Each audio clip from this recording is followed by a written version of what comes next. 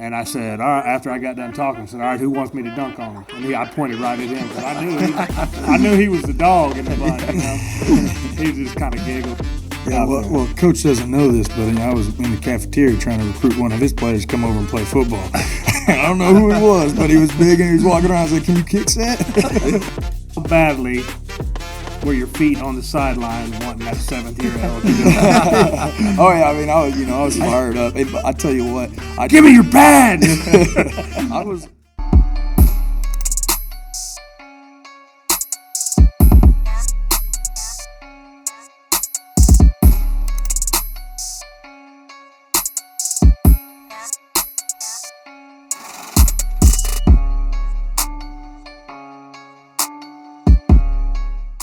Hey, welcome everybody back to All Roads Lead to the Gym with our latest episode. Here today we have special guest Jay Stedman. He's the head basketball coach at Independence Community College.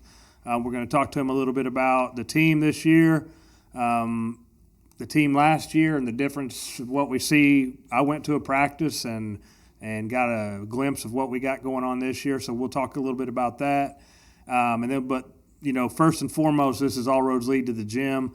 We want to find out, what brought Jay to the gym, what brought him to care about his fitness. Obviously, he does. I see him in here all the time getting after it. So we'll get started here in just a minute. Got my man Chance Main over here. Been hunting. Yep. Any luck? Oh yeah. Actually, like an insane morning. Warrior. it was wild. And this is dove season? Yeah, opening day dove season. So we had about, we had 12 adults out there and a couple kids shooting. Limited it out, got 15 per person, and it was fun. It was crazy. We've been able to go dove hunting since high school because of football and stuff getting in the way. So it was it was a lot. I didn't expect it to be like that, but from 7:15 a.m., I thought I was going to melt my barrel with my gun. Yeah, it kind of remind me of that story. Them guys, what is their name? The duck call folks down there in Louisiana. I know exactly Phil. what you're talking about. Yeah. Phil was the quarterback at some college I think it was Louisiana Tech. Yeah, he was. He was real good at the time, I think. And he would come to practice, and his understudy, his backup quarterback, was Terry Bradshaw. Yeah.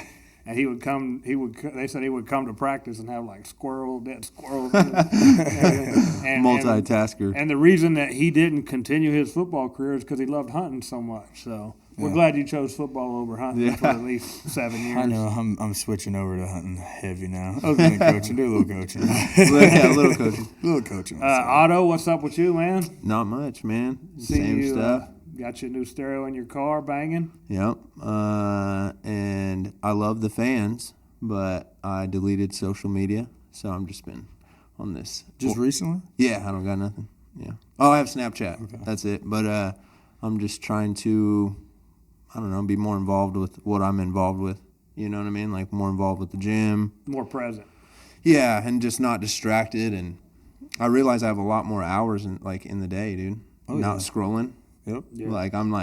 I get ready for work and I'm just like, damn, I got 25 minutes that I usually I'm running behind, So it's been good. I don't know if it's permanent or whatever, but I know all that my lifts have been better. Like my workouts have been, on point. My music playlists are on point, and I feel like I'm more present with the people around me, people I care about, you and with everybody, you know what I mean? And I'm liking it. It's been a week.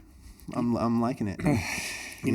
I made a conscious choice. We talked a little bit last week about my sister passing away last Wednesday. And so I made a conscious choice to try to be more present in everyone's life. And so maybe that's for me. Maybe I need to So I talked to Julie about this, and you can only do so much with that because of who you are. Yeah. So you can pull back a little bit, but you have to be on social media for the. But I can limit my screen time. Yeah, I can go check. Which I've already told you. You got. You know what I mean? Yeah, especially. And by the way, sorry not to interrupt you. I went to the funeral, and you have a way with words, man. and I it was appreciate it. It was heavy. It literally, like, your speech, which, I mean, I'm not saying it's why I had already deleted Facebook and all that stuff, but it was just like made me just really think about like my life and like what my relationships and what I can utilize my time for. And am I, you know what I mean? Am I just settling for this, or am I shooting for more? Because our time is, you know what I mean? It's limited. Like, you never know. You know, I don't want to sit here and dwell on the funeral because I don't want to get all of my emotions again like I did last week. But one of the things that the pastor said is the grave awaits all of us. Yeah. And you know, and everyone knows that the death and taxes are the only two things that are promised. But when it hits you like it hit me this week, last week, it brings things in perspective. And you know, I know a little bit. I want to talk to you a little bit about your health. I know you had a near death experience at one point, so it's probably eye opening. So why don't you just tell us a little bit about yourself, where you're from, what's up, and I didn't. Hey, listen, I'm gonna try to bring the mood back up because I brought it down a little bit. Yeah. Well, thank you for having me. Jay Stedman, I'm from Lincoln, Nebraska, born and raised. I played football and basketball throughout high school, played 1 year junior college, and I seen all my friends partying at all of the big schools, and I was like, dude, I don't want to do this anymore. So I went to University of Nebraska, became a student manager, then a graduate assistant coach for the Huskers from 92 to 97, 4 NCAA tournaments, 1 NIT championship, 5 guys went to the NBA during my time there. Football team won 3 national championships, volleyball. So from 92 to 97, things are good in Husker land. Just got back from there this weekend. Most of my family's moved away. My dad battling Alzheimer's and dementia, still there. My stepmom, so Sally and I went up there. You know, always check in with Dad as much as we can. Then I just started on my coaching journey. I moved to Texas. My best friend's Eric Strickland, played for the Huskers, played in the NBA. So I kind of lived a fantasy world for a little while, running around with him. And then one of my good friends got a head coaching job at Tyler Junior College. So that was my first actual coaching job, making $2,500 a year. Yeah, that's what I went to school for like all those years. 2-3 cents an hour. Yeah, It's like prison pay. $247.58. I still have it from back then. I still have a paycheck stub. You need to frame it. Kept it. I'll always keep it. 3 years there. When blessed, worked hard, signed a bunch of kids. We won. Went to TCU, the old Conference USA. Was assistant coach there. Had some opportunities could have gone back to Nebraska, Memphis, some other places, but I ended up staying. Left there. My first opportunity to get a head coaching job was in Europe, so I moved to Denmark. Moved overseas, which was crazy world. Different. I was 31 years old and was head coach. Players were older than me. I'm overseas, totally different world. They offered me a 3-year deal. I said, nah, let me get back to USA. This is a little much for me. Came back, went to McNeese State University in Lake Charles, Louisiana, North Texas University, back to Louisiana Lafayette. And during that time, we had 2 successful years at Louisiana Lafayette. Our second year, we got let go, which was really, really hard for me because we put together a really good team. I had my head down, tail between my legs, heading back to Nebraska, and my buddy was the head coach at Independence Community College. He said, dude, just come here, stay in the dorms, stay in the bricks. I didn't know what the bricks were. He's like, just come stay in the bricks. Now. You can stay here for $5,000 a year, or you can find another job. So I was here for a month, and every single person, from the presidents to football coaches to everybody's treated me so well. So I was here for 30 days, ended up going to the NBA G League. So I went back to the pros, did that for a couple of years, met my wonderful wife.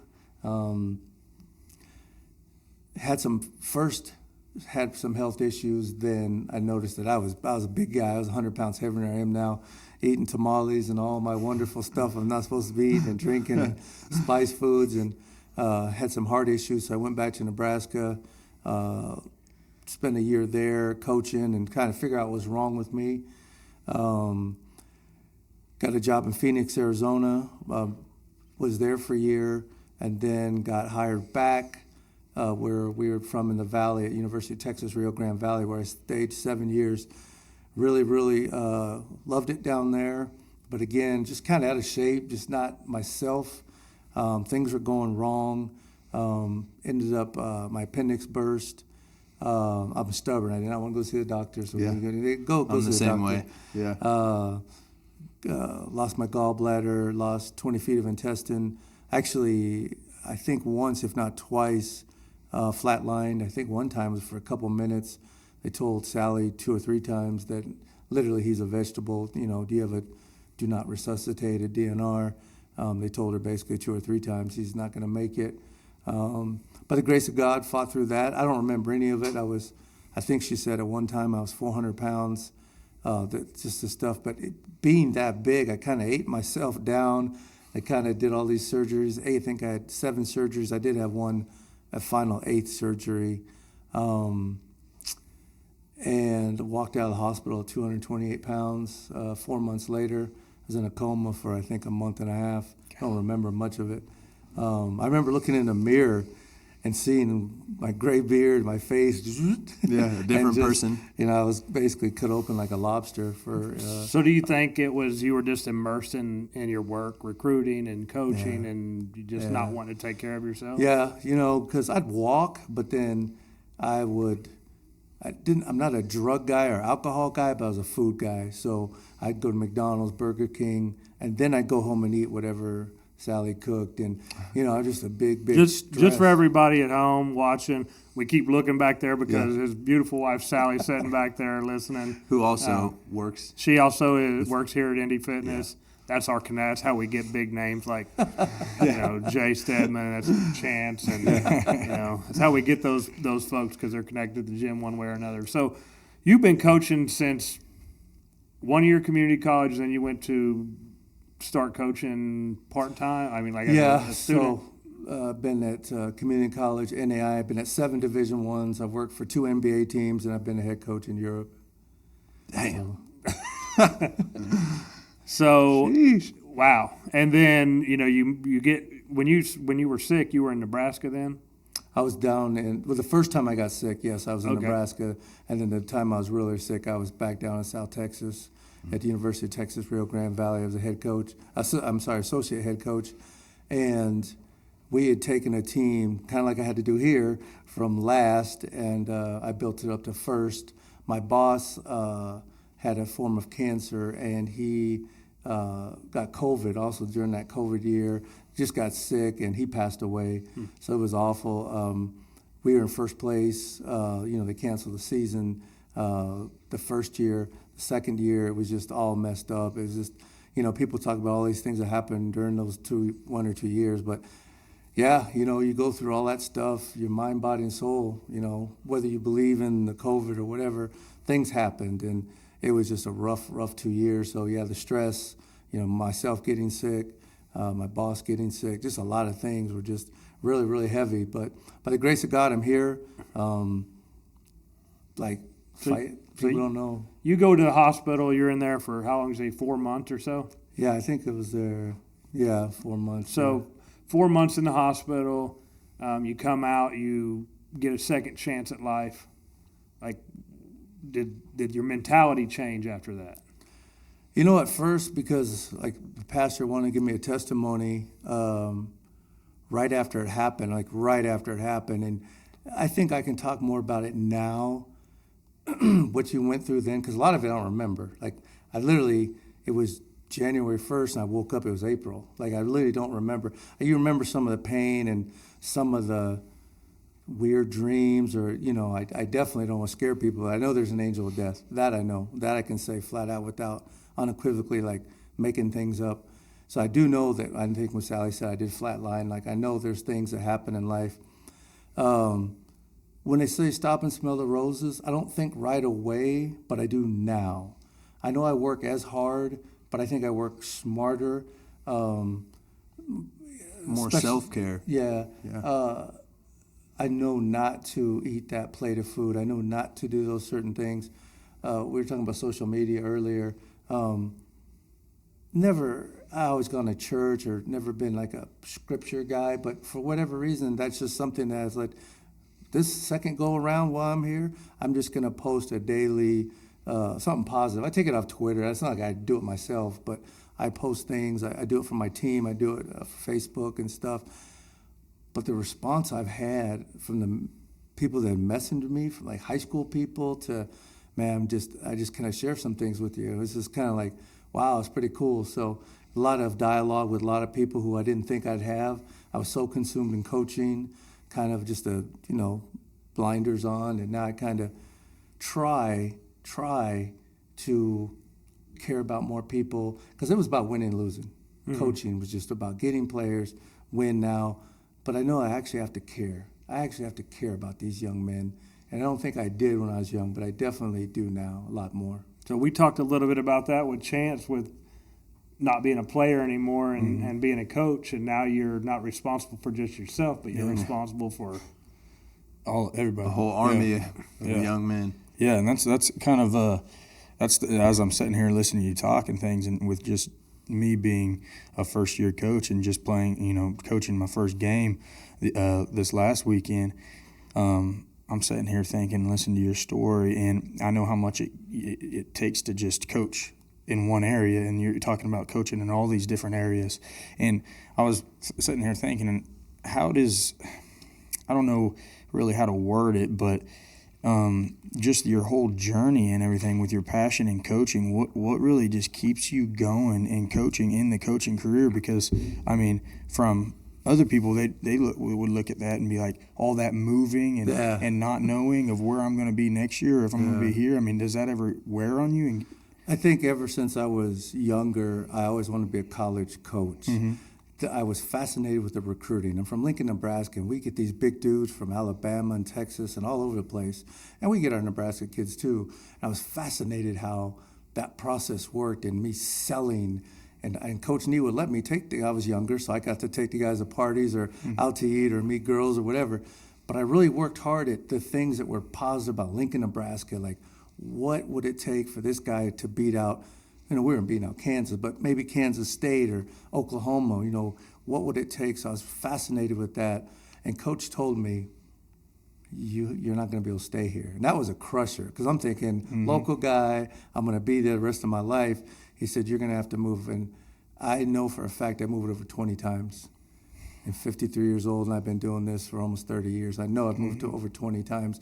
And to be honest, hopefully another 4 or 5 times. Not because I don't want to be here, but, if you win, good things happen. Right. If you lose, bad. Either way, you're going to move. Right. So that's kind of the thing. Wonderful wife. Our house, our 3-bedroom ranch house, is now in storage going on 4 years. So we just kind of have our basics with us. But, yeah, it's life of coach. I used to watch Joe Gibbs back in the days, coaching Washington, and his sons. I'm a NASCAR guy, but his son and his grandson, Ty Gibbs, said they never saw him. They never saw him. And now that I do have grandkids, it's something I think about that I want to make sure that I do. Now that I'm back being a head coach again, I want to spend time with my family. I don't want to be consumed in the office all the time. And I've had chances to move, even this past year, and I said, no, I came here to turn Independence you're around not done yet. And fix this place. So now it goes into like, they're going to offer me $20,000 more. Well, we're fine. We'll make it. So there's a lot of things. But if you do want to go on that college level, it's tough. I had a lot of friends who have young kids, and I used to look at them, their kids are in office. I'm like, well, that's awful. Where me, it was kind of me and Sally took care of the kids, and I met her. We didn't get married till I was 40. I stayed single for a reason. Mm-hmm. Jay's single. He can move. He can pack all stuff up in his car. It's a lonely lifestyle. Yeah, but I loved it. Anything about coaching or moving. I'm a kid from Nebraska. I've lived in Texas, Louisiana, Michigan, Europe, Arizona. At a drop of a hat, it doesn't faze me at all. So you coached in the NBA, you said the G League? The minor leagues of the NBA. So what do you think is more rewarding, or what's the biggest differences between coaching at the college level versus coaching professionals? It's two different worlds. Two different worlds. You're paying, not, I know college kids get paid, but they're your pro. I'm paying you to make a shot. I'm paying you to rebound. They don't care if you came from Kansas State or Missouri, Kansas City. They're paying you for your, and there's the LeBron and those guys, and then there's the guys at the end of the bench. It's two different worlds. College, I get to talk, teach. One of my former players that was here last year, he lost his father last year, his brother, and his mom just died. So I was reaching out to him driving back this morning. Pros, you don't have that interaction. You don't have a teaching. I had you out talking to the team about life and about drugs and about women, stuff like that. Pros, we just find you or they don't care. So there's a teaching aspect of 18, 19, 20-year-old men. We're there, 20 to 25, 27, 28, that are getting paid a lot more than I am. So they don't mind you coaching them, but don't tell me about life. Like, I got that figured out, even though they don't. College is more personable. Yeah. It seems like you're molding. You prefer college then? I've done college more. I think they say I'm it, but pro's easier because I don't have to work as long. I get paid more. But it is a business, and that point you don't mind because it is draining. I don't even tell Sally sometimes, like, the stuff that goes on with kids, because I have to take on, this kid didn't eat. He's going home. This kid might have some issues, that issue, that you take it home with me. The pros walk out the door and deuces, they don't worry about it. Where I'm thinking, man, I know that kid's probably not going to eat when he's sitting in the dorms, or he doesn't have any money. My African that came this year, he seriously, he was telling me about the stuff going on in Nigeria, and sometimes they'd eat for a week. Sure. Sometimes they wouldn't. So I think about that, like, he's loving the cafeteria at ICC. But you don't think about that with the other group, where these guys, I'm like, well, he's used to sleeping on the floor. Now he's like, well, do I have enough? He didn't have any bedding.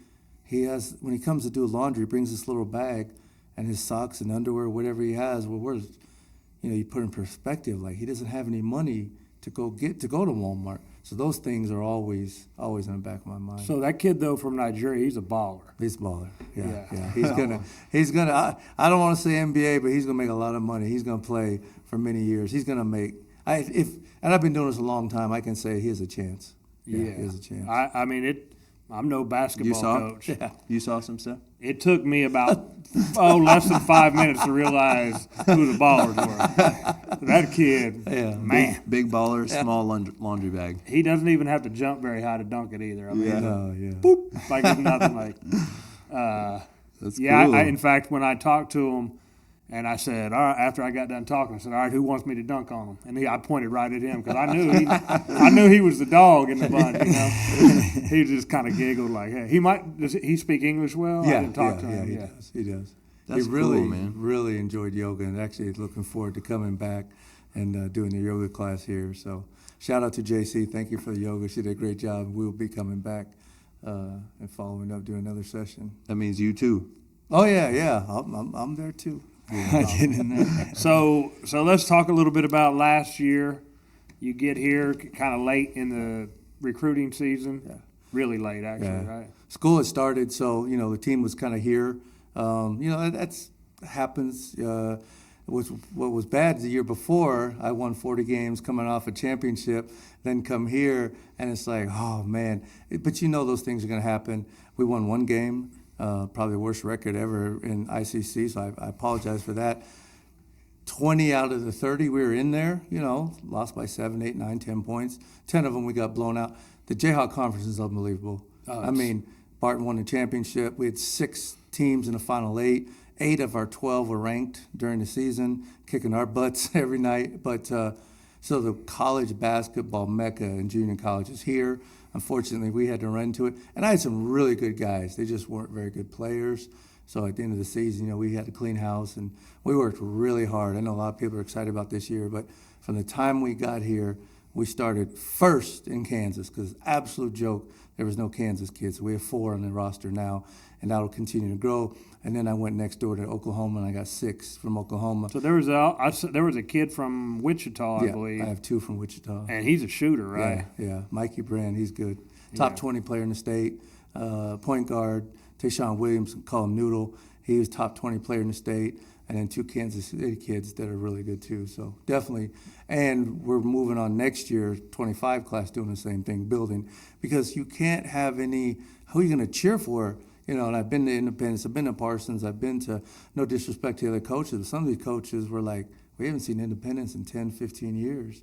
I said, well, that's going to change because I need at least a few local kids here helping out, getting the fans back, having somebody to cheer about.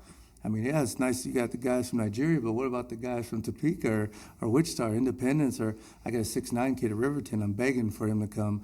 There's a young kid at Neodesha I'm trying to get. He's a junior. So, yeah, we're all over the map trying to keep our locals here first, and then we'll build out. It didn't seem like, so I interacted with you while the last season was finishing up. You didn't take it personal. No. In this business, you know, I tell the young guys if you wear your emotions on your sleeve, you're not going to get far in the coaching world.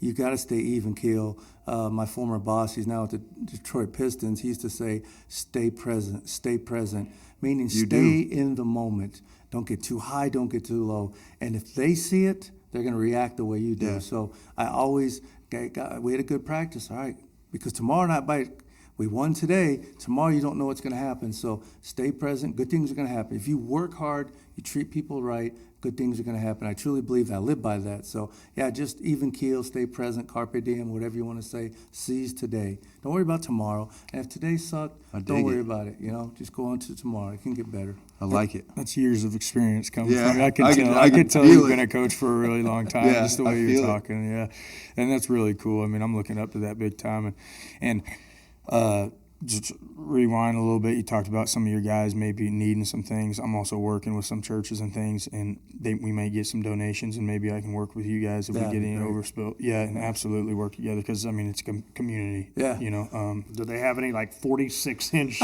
length pants? We might 7 foot not, but do something like that, and then and especially with the home games and stuff. I know that having the fans in there, and I can make sure to get a bunch of our guys in there, and they'll be excited to just cheer on. And you have to win. There's some things, and I'll say it here. When Dr. Bauer's not here anymore, when he hired me, and Melissa Anderson, our athletic director, there's a lot of stuff over at Independence need to be cleaned up, and I'm the head coach, so I can say that. And we've done that from the type of student athletes that are here to what was going on over there to our new lockers, our new locker room, things are renovating, our new bleachers, a new coat of paint with some decent kids and some local kids. You can turn this thing around real quickly. And the people in this town will buy in, but they know what's been going on. You can't be fake to them. So we've done a really good job. We're out in the community. We set up for the Oak Ridge boys last year. They gave us a huge check, which was nice. The guys were out in the cold. Miss Val, we helped her move the other day. And it's not that anything this community needs, we have to do. We have to go to the fans before they come to us. So I want our guys in the community. I want our guys to meet you guys and know we got some really good guys. And then we start winning. Then it's like, let's go cheer ICC on. This is something we want to get behind. So. Well, I'm here to say that the one reason I like to go watch games is winning. Yeah. And I'm here to tell you, I'm stake my reputation on it, that there will be a lot more wins than there were last year. Yeah, I can tell. I'm not predicting a championship or anything like that. I've not watched them play another team, but there's some serious talent out there. Well, Coach doesn't know this, but I was in the cafeteria trying to recruit one of his players to come over and play football. I don't know who he was, but he was big and he was walking around. I was like, "Can you kick set?" Yeah, we got. Come here, buddy. We worked really hard. Like I said, from the state all the way out. But when I was playing those monsters, I kept telling my coaches, I need some of those guys next year. So got some. We did the same thing. That some of our guys do look like football players, and Nick's doing a great job in the weight room. Training them and running them and doing all that. So you see us at 7 a.m. on the track. ICC Independence High School guys are looking at the guys running around. Then they're lifting, and we practice in the morning. Then we come back at night. So we're on a strict regiment. We're on a winning mentality, from Bill Belichick to Tom Osborne to everything I've grown up and seen. We do the same things on and off the court. I had one young man I was going to dismiss the other day. I can say this publicly because he was late to study hall. I said, "You're not going to be here if you're not going to class. You're not going to be here, dribble the ball around, think I'm a baller if you're not going to class." I told his mom, I told him in front of the team, he hasn't missed sense because I'm not playing. You can't win on the court if you're losing off the court. Well, I think it helps when they respect their coach and they respect the process. And I feel like you have already, in such a short time, pretty much got them to buy into what you're teaching. Yeah. And how many did you return from last year? I brought 3 back. So Ty Holdeman from Tulsa, Oklahoma, started every game. Really good kid. Amari Muhammad, little guard, he was second in the league in scoring. He hurt his shoulder. And then I have Jeremiah Dallas from the football team. Jeremiah is one of those kids he's going to be great in life. 3.5 GPA. He's probably the 8th, 9th running back on the football team. He came over, scored 17 points in our first game of the year, came off the practice field, helped me win my one game. Probably doesn't play another 6 or 7, might play a minute or 2, smiles, yes sir, no sir, goes to class. Those are the type of kids I need. I know he's probably at the end of the bench. Those are the type of student athletes I need. And then everybody else is new. So you might have just answered the question. I seen a little kid ask a coach a similar question to this, and I thought it is a great question. I seen it on like a TikTok, but what would you rather have? A great attitude or a lot of talent? Attitude. One of the kids that's not here, I was recruiting the point guard off the team, and he was such a jerk. I went there, watched the kid, and I was like, I'm not going to, and I ended up picking a kid off another team. I'm glad I was there, but I don't have time. There's too much talent in this room. I got emails coming from Europe, from Africa, from Kansas City, from, Riverton. There's so many kids but it's talent will trump attitude every single time. If it's flipped, it won't work. It won't work. If you have a bad attitude, you cannot and will not play. So, there's no way. I just want to tell this quick story. My nephew, my sister had passed away she was living in California. They came back to bury her here in Kansas. And my nephew is a really good soccer player.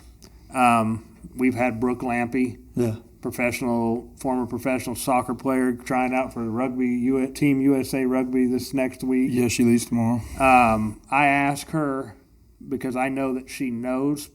We've talked a little bit about networking, and I know that she knows people in the soccer world, and asked her if she would go out and watch him play, practice with him a little bit, and see, does he got the right stuff? He does. He does. I think he's pretty legit. I've been waiting to hear about that. Yeah. What you said, I literally heard almost word for word Brooke tell him yesterday. I was trying not to get in their business. It's unique that she is a great soccer player, and that she dealt with her mom passing away in her senior year in college. And then now my nephew is a junior in high school, excellent soccer player, it appears. But one of the things that she told, and he is a great kid, but on the field he can be a handful. And she told him, when you have coaches will come to recruit you, they're not just watching you play soccer. They're watching your attitude away from the ball, or when you're on the bench or at halftime, and how you talk to other people and how you treat other people. They'll end up picking somebody off the other team if your attitude's not right. Not only the kid, the parents. I've sat in games. Even last year, there's a couple kids I liked, and I'm looking at this kid's parents, and I was like, I'm not gonna have that ICC. We don't even have big bleachers. You screaming and acting a fool. So he's not going to act right, and you're not going to act right. There's too many kids. I'm not going to deal with that. Yeah, it's like a package I don't mind deal. passion, but then there's foolishness. I like good sportsmanship. You can be a dog and bark, but if you want to bite and do the wrong things or say bad words and do all that stuff, it's not going to work. It's not going to work. There's too many good kids. There's been a lot lately. I've said on the podcast before, I'm a huge Caitlin Clark fan.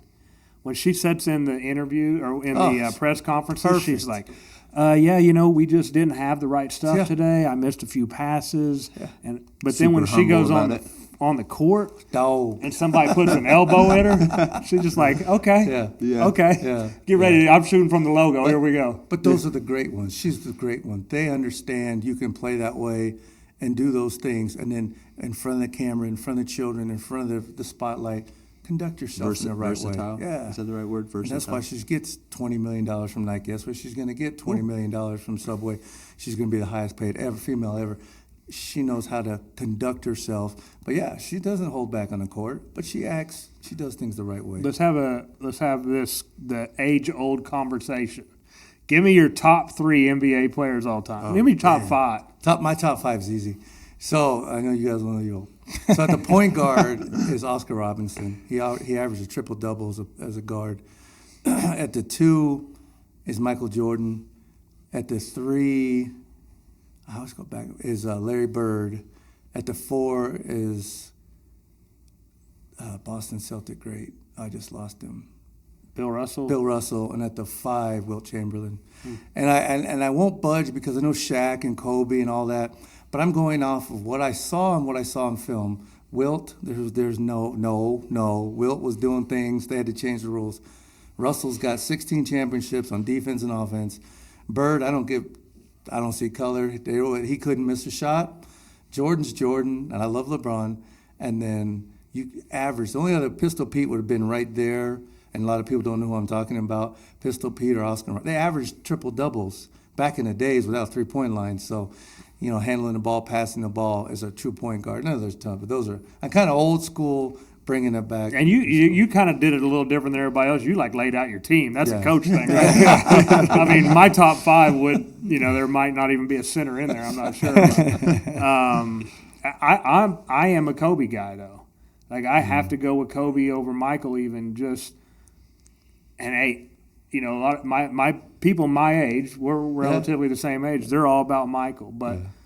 Man, the Mamba mentality. He's on my second team, if that makes any. And he's hard because, and I wasn't really a LeBron fan, but over the last couple of years, just what he's done, his body, I don't dislike LeBron, but think about his body. He could still play another how many years? So just the stuff he's done, then Shaq and, but then there's the other Celtics, other Lakers that we grew up with in the 80s and Pistons and stuff like that. So I love the barbershop arguments of the NBA. I think it's funny because, now they talk about Mahomes or Brady and things like that. So as long as it's sports. Just so we're clear, it's Mahomes.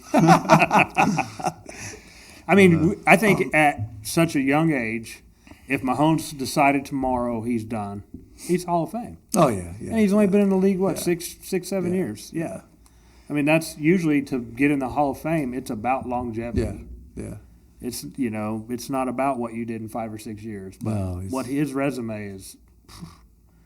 Yeah, but I don't know. I'm just kind of hooked on Kobe stories right now. They ask a lot of NBA players, "What's your best? What's your best Kobe story?" And man, he had that Mamba mentality and he said they shook. He told Chuck. He told Allen Iverson when Allen asked him why he went off. He said, I was just chilling, and they shook the tree, and a Mamba fell out. They went in there talking trash. So one of my best friends is Tyronn Lue. He's the head coach of the LA Clippers.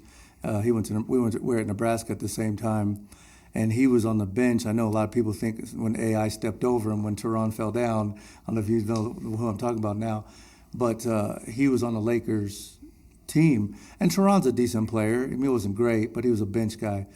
But he worked out with Kobe, and Kobe told Phil Jackson, keep the little man, because he's in here at gym at 4 or 5 in the morning with me. So it was tough, I always, they just, his anniversary comes and goes, and I always think about that. But just what Kobe picked, my friend, who was a decent player, not great, but he got 2 championships with the Lakers just because Kobe saw something in that guy, said, we got to keep that young man because he's up here at 5 in the morning and at midnight. Kobe's like, yeah, he's like, no drinking, no alcohol. Same with my friend, and just total commitment to basketball and doing workouts at 5 in the morning, midnight, and then they got the practice during the day or a game. So three days. Yeah, his and even though you called Ty a bench player, something worked. Yeah, he's the head coach of the LA Clippers. I mean, it's not always about, you didn't mention much playing that you did. No. But something in there. Like, we can't all play. No. I tell my guys, they don't want to hear it. I played junior and college basketball. I played some football. But to be honest, I saw my buddies partying, and I was like, but I still want to be a part of it. I don't want to lift and run and do all these things. I'm not going to the NBA. I'm not going to Division I. Probably NAI at best, maybe. But I want to be around it. So I went from shooting and tackling to holding a towel and a basketball on the court, which has led me again to the blessings of 8 D1s, 2 NBA teams, and a head coach in Europe. So, it's another path, or however you get there. Yeah, I don't lot think of being a accomplishments. great player makes you a good coach. In fact, I would say it might hinder you in your coach.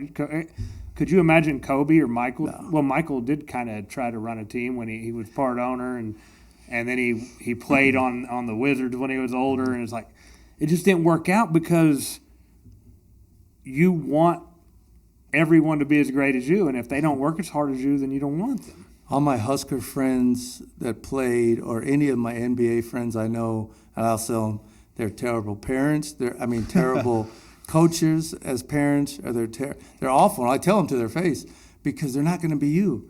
I love Reggie Theus, a friend of mine. Reg, you're top 50 all the time. Eric Strickland, Ty doesn't have any kids, but those guys, like, you're yelling, and they're not you. They're not you. They're good, nice, good players. And I feel bad for those kids because they're trying, but they're just. I've seen it, and they're like, well, you take him. I was like, I'm not taking him because you're going to be calling me talking about, hey, man. Why is it? Or in the bleachers. Yeah, no, I'm not putting up with that. So, Coach, you say you win a lot of places, and you probably had to rebuild a lot of teams, right? Throughout them times, do you approach each team with the same tactics of trying to rebuild them, and do you have a coaching style that you stick to, or is every team a little different whenever you go and try to restart with a new team? I think, like you said, hopefully, we get a lot of wins this year. All of a sudden, I'm a great coach compared to last year. But no, I went and got some horses and thoroughbreds. I've always believed in that. As a former Division I recruiting coordinator, and I've always been able to see talent. It's not hard. I need Shaq. I need Kobe. Somehow I got to get one of those guys. So my philosophy is defense. I like to run and gun. Everybody says that. But you have to get those type of players to fit that system. Nebraska, back in the days, we ran the ball. We had linemen, and we had some athletes from all the countries. So each system, yes, you want to mold your team around them. So I specifically I need a couple 7-footers, got some big guys, and then, found some guards. And the one thing that I learned in the pros is shooting. So I said, Larry Bird, top 5 all time. What? Kobe. They can shoot. Anybody can dribble and dunk. Well, you're not going to get very many dunks in a game. You're always going to be open for a shot. So I really concentrate on the kid from Wichita. My sister, Tom Tyler, I'm going to get him. He didn't miss. He still doesn't miss. I hope he didn't miss this year.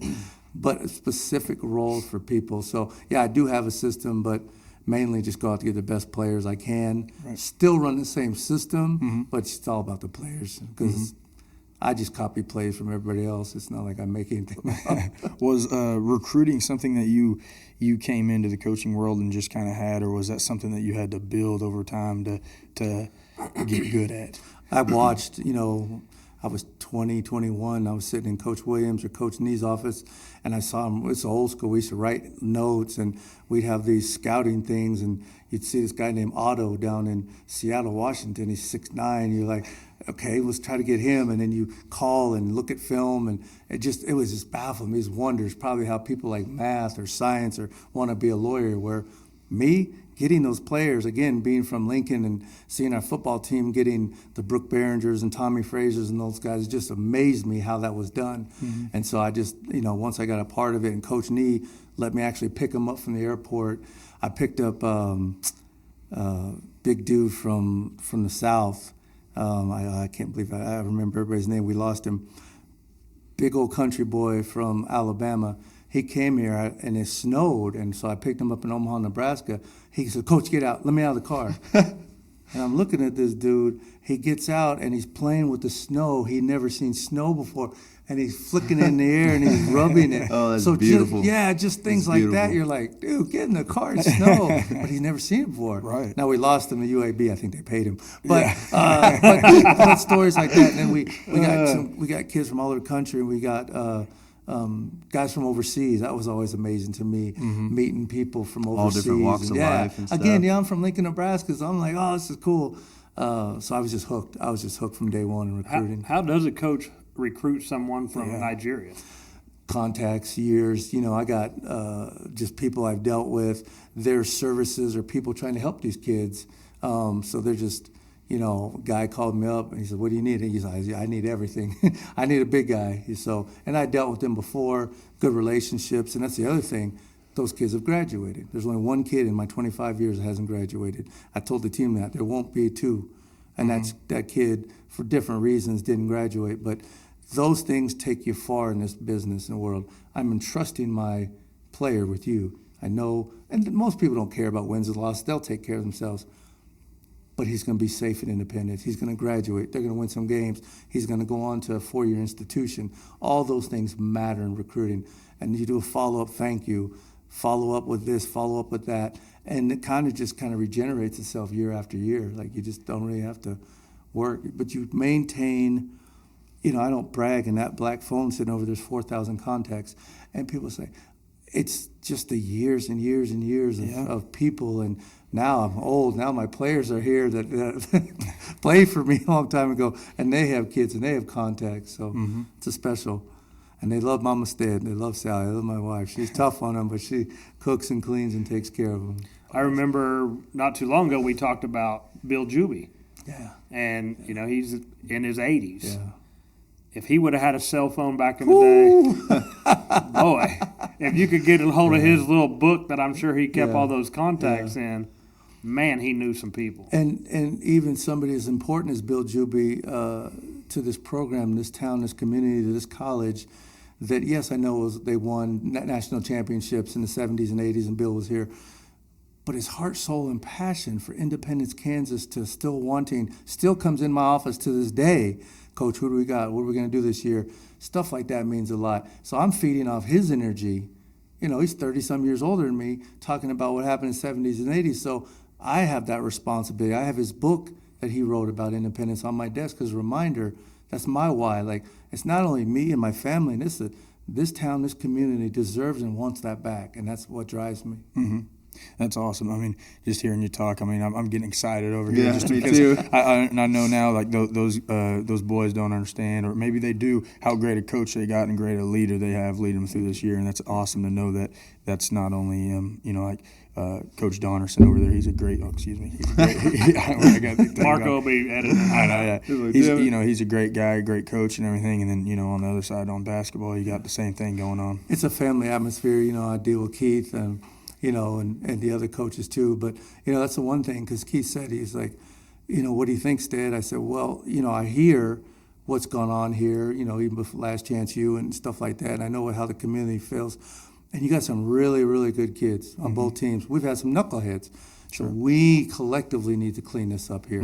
We collectively need to win. And so they'll come back and say, okay, they've cleaned things up. They're doing things the right way. Shoulda, woulda, coulda had a huge win the other night. But if that's the 6th ranked team in the country you guys just lost to, come on, man. You guys are top 10 in the country. And those things matter. Guys aren't doing no silly stuff. Guys are going to class. Guys are graduating. And now we're winning. And now people in the community say, okay, it's not fake. It's not just a bunch of talk. It's real Yeah, stuff. there's action too. Yeah. I was kind of a little off topic, not on topic, but a little off. Different question, anyways. Is you were saying there at the beginning of the podcast with how much time it takes to coach, and how you were wanting to be single and things throughout your coaching career, because it does take a lot of time, and it's not like a normal 9 to 5. It's kind of a 24-hour thing. Yeah. Your phone's got to be available for these guys. So throughout that year, those years of coaching, where have you found balance with your time, and not only with time but for yourself? Where do you find time for yourself? Is there anything that you do to? You talk yourself? about regrets. I've missed both my sister's weddings because of basketball. I've missed holidays. I've you talk about after you were sick, I think about that stuff now. We just drove 30 hours round trip to see our grandsons. Those things will happen. I love ICC, but my family, going to see my dad, those things are going to happen first. When I was younger, I wouldn't do that. And some people are driven like that. And, like I said, Urban Myers, guys like that, and they won national championship, but they said it afterwards. They've missed and gave up. And I did say, how dare I miss both my sister's weddings? But I did, because I had a tournament, I had a recruit, I had this, I had that. Shame on me. I can say that now. Right. But then people's like, well, you've been at AD1s, you've been in the NBA. Yeah, but I gave up family.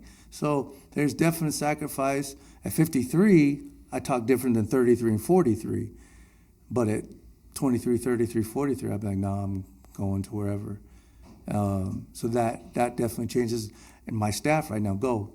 It's Labor Day weekend, go. Where before, like, we got to work, we got to go 3 days. We go 3 days anyway. So what is giving them 48 hours to breathe, relax, go to the lake, fish, go dove hunting, whatever they want to do, whatever you want to do.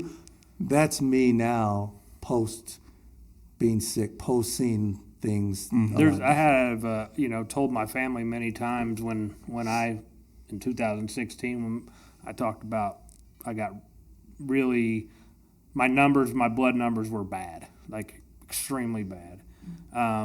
And the phrase that I used to my family was, if I can't take care of myself, then I won't be here to take care of you.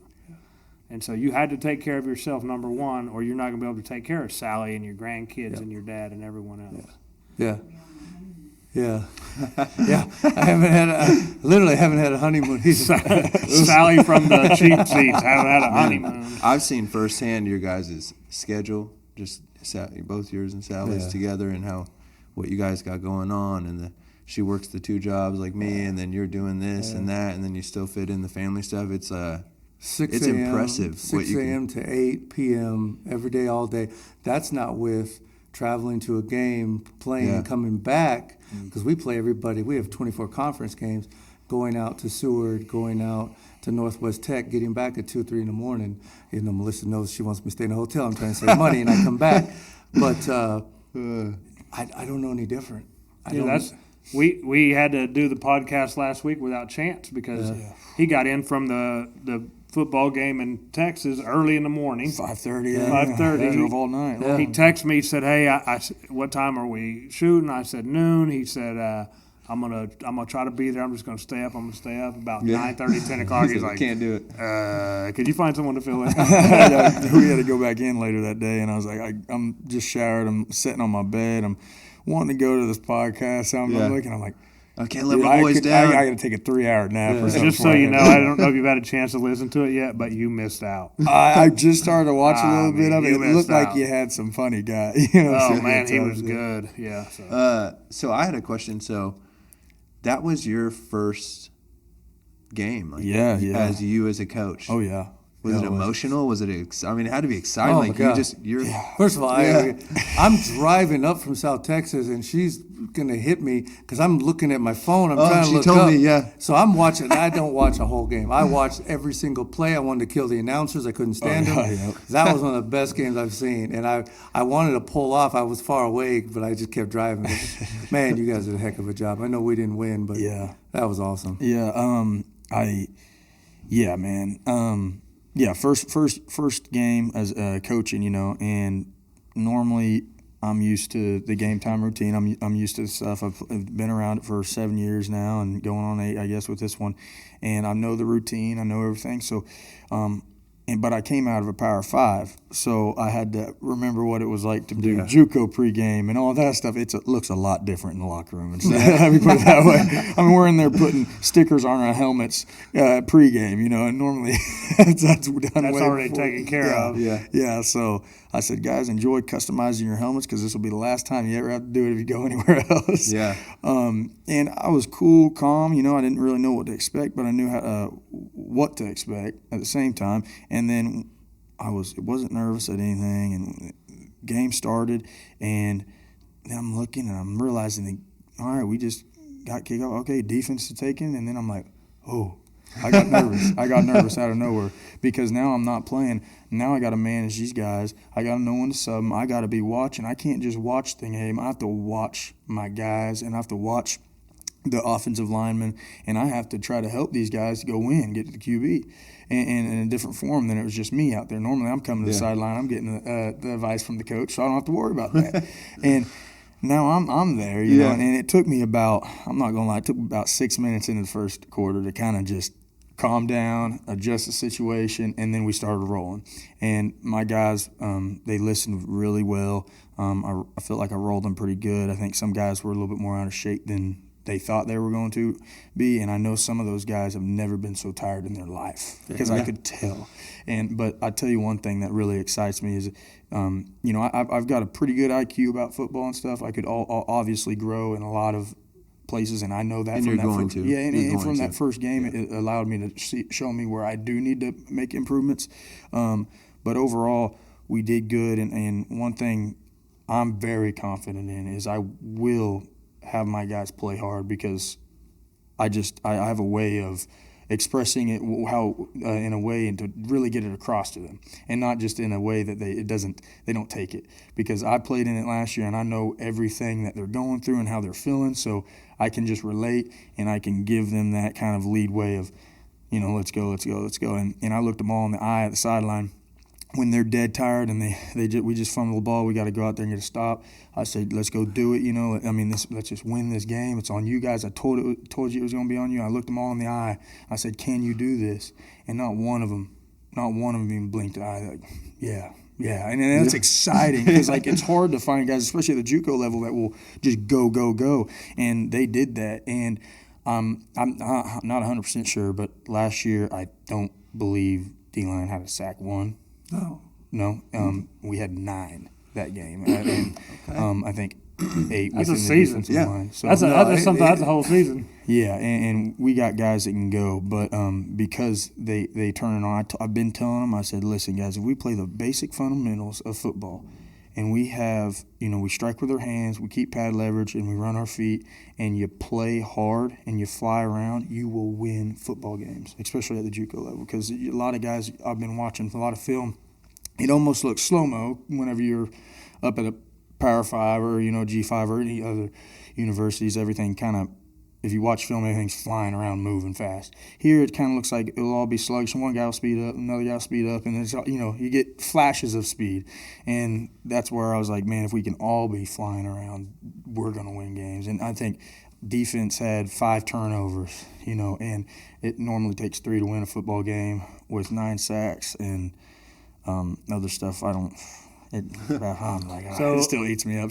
I do have one question for you. Yeah. How badly were your feet on the sideline wanting that 7th year eligibility? Oh yeah, I mean, I was fired up. But I tell you what, Give me your pad. I was. It was really exciting.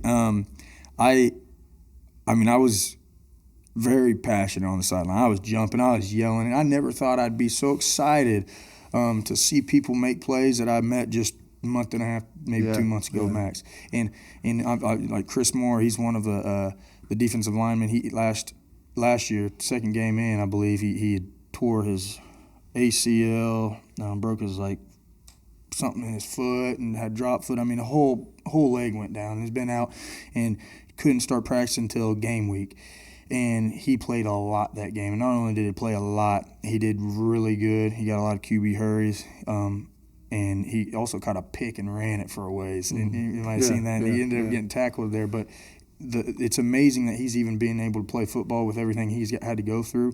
And seeing him go do that, man, I almost got emotional just because I've been through an injury and I know all those mental things that can go through your head throughout that process. And to be able to come back and do what he did out on the field, especially just play that hard, I was like, holy cow. I looked at him, and just seeing it in his eyes, I'm like, yeah, it's exciting because I know how hard it is just to be an athlete and let alone have to go through big injuries. I had not really known you.